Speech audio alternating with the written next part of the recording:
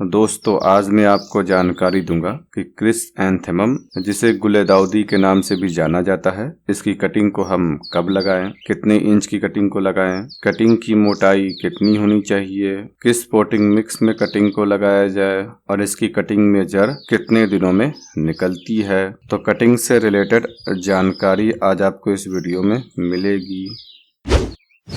इसके पौधे से कटिंग लेने के लिए आपको इसकी प्रूनिंग करनी पड़ेगी। फरवरी मार्च महीने में पौधे में से फ्लावर खत्म हो जाता है, तब आपको पौधे की हार्ड प्रूनिंग करनी है, जिसमें आपको 60 से 70% ब्रांचेस को काटकर हटा देना है, जिससे नई ब्रांचेस निकलेगी और उनको ही हम कटिंग के तौर पर इस्तेमाल करेंगे। कुछ वैरायटी में अप्रैल मई महीने में भी फ्लावर खिल जाता है, लेकिन फ्लावर का साइज छोटा और कुछ ही फ्लावर खिलता है। तो आपको अप्रैल मई महीने में उन फ्लावर को खिलने नहीं देना है, बल्कि आपको कलियों को ही काट कर हटा देना है। जब हम पौधे की प्रूनिंग करते हैं तो बहुत सारी नई ब्रांचेस निकलती है और उनको ही हम कटिंग के तौर पर इस्तेमाल करते हैं। पिछले सीजन की ब्रांच को कटिंग के तौर पर इस्तेमाल किया तो 15-20 में से सिर्फ 1-2 कटिंग की ही ग्रोथ हो पाएगी, उसमें से जड़ निकलेगी, बाकी में जड़ नहीं निकलेगी। तो कटिंग के लिए पिछले सीजन की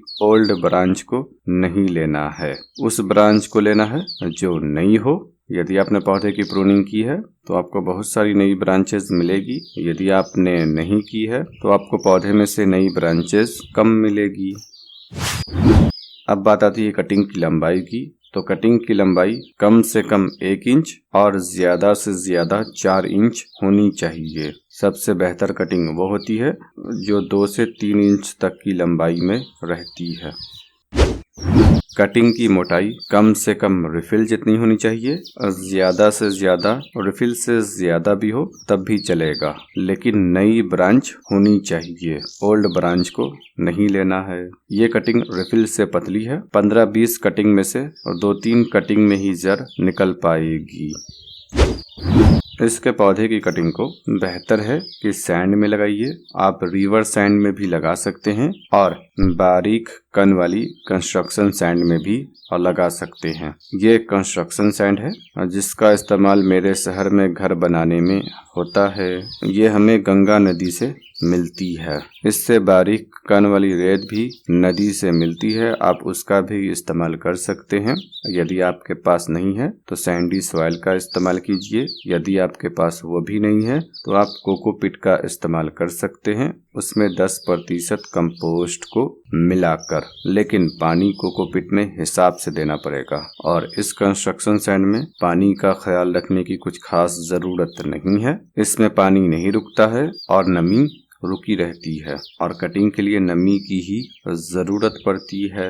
इसे 2-3 दफा पानी से धोकर लेना है। कटिंग में से जड़ को निकलने के लिए कुछ खास पोषक तत्वों की जरूरत नहीं पड़ती है और यही कारण है कि इस कंस्ट्रक्शन सैंड में भी कटिंग में रूटिंग हो जाती है। इसमें खाद भी नहीं देना पड़ता है, सिर्फ पानी में जो पोषक तत्व होता है उससे ही जड़ निकल आती है।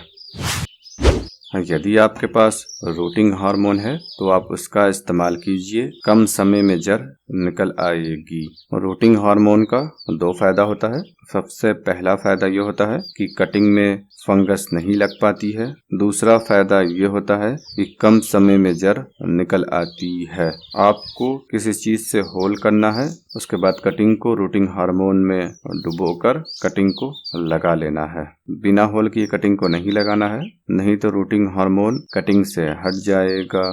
यदि आपके पास रूटिंग हार्मोन नहीं है तो आप एलोवेरा जेल को भी ले सकते हैं। ये बिल्कुल रूटिंग हार्मोन तरह रिजल्ट तो नहीं देता है, लेकिन 50-60% रिजल्ट देता है। इसकी कटिंग को कब लगाना चाहिए? तो यदि आप पौधे के ऊपर मेहनत कर सकते हैं और आप 1000-1200 फ्लावर चाहते हैं तो आपको इसकी कटिंग को फरवरी मार्च महीने में लगाना चाहिए, या फिर आप फरवरी मार्च महीने में पौधे को सकट से ग्रो कर लीजिए। और यदि आप इतनी ज्यादा मेहनत नहीं कर सकते हैं और आप पौधे से सिर्फ 300-400 फ्लावर चाहते हैं तो आप इसकी कटिंग को बरसात के मौसम के शुरू में लगाइए। जब आपके शहर में 2-3 बारिश हो चुकी हो तब आपको इसकी कटिंग को लगा लेनी चाहिए और आप इसकी कटिंग को जुलाई अगस्त तक भी लगा सकते हैं। लेकिन बरसात के शुरू में आप लगाएंगे तो आपके पौधे में ज्यादा फ्लावर खिलेगा, क्योंकि पौधे को ग्रो होने के लिए समय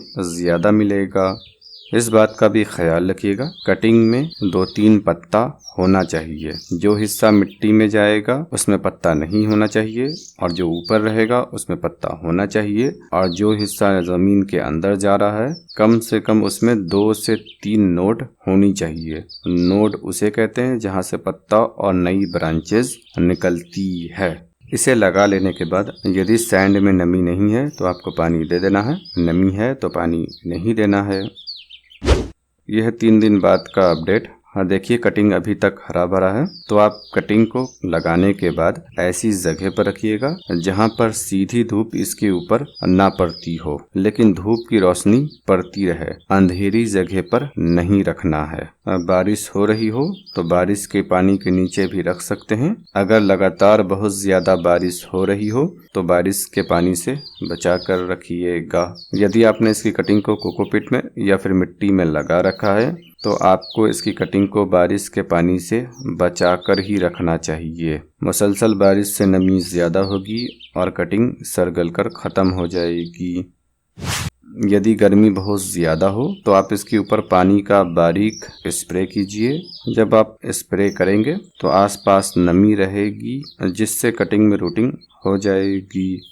कटिंग को हिलने से बचाना है। छोटी सी जड़ निकलती है और जब कटिंग हिल जाती है तो वो जड़ टूट जाती है और दोबारा कोई नई जड़ नहीं निकलती है।